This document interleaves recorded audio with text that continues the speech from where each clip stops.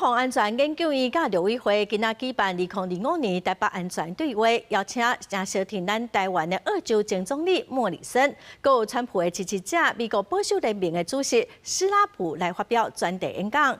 莫里森是强调讲维持台海和平的重要，伊嘛认为讲台湾除了爱争取盟友的支持，嘛爱来展现自我防卫决心，甲无对称的战力。2005台北安全对话主角将下合作以系列维持印太和平，邀请立场挺台的澳洲前总理莫里森发表专题演讲。伊阁表示维持台海和平的重要性，阁较讲，若中国控制台湾，毋若南海航道会达至中共势力，飞弹甲海南安全拢会受到威胁。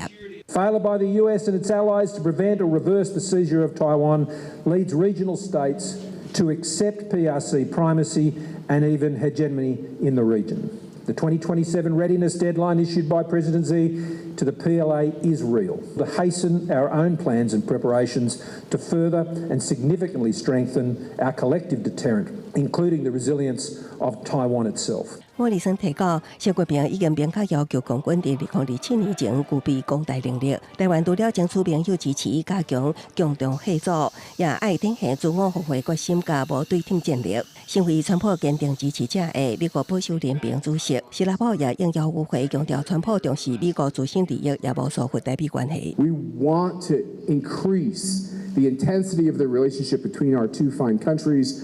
We have a security partnership that should not be diminished, that President Trump understands that he's an ally in that fight.